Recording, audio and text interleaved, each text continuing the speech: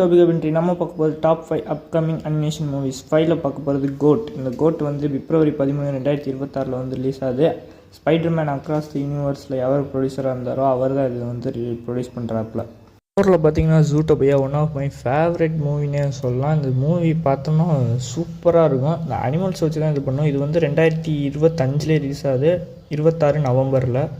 3ல நம்ம எதை பார்க்க பார்த்தீங்கன்னா கார்ஸ் இன்னும் அஃபிஷியலாக கன்ஃபார்ம் பண்ணல எந்த டேட் ரிலீஸ் பண்ண போகிறாங்கன்னா, ஆனால் கண்டிப்பாக வருதுன்னு சொல்லிட்டாங்க. அதுக்கப்புறம் ஆங்க்ரி பேர்ட்ஸ் 3 ஜனவரி 29, 2027 வந்து ரிலீஸ் ஆகுது.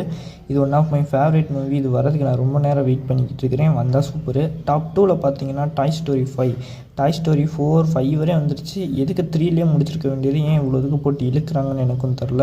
ஸோ ஃபஸ்ட் ப்ளேஸில் பார்த்தீங்கன்னா ஸ்பைடர்மேன் பியாண்ட் த ஸ்பைடர்வர்ஸ். இந்த கதை வந்து கொஞ்சம் நல்லா இல்லைன்னு சொல்லி மாற்றி அமைச்சு இப்போ நல்லா பட்டரிங் பண்ணி 2027 ரிலீஸ் பண்ண போகிறாங்க. பார்ப்போம்.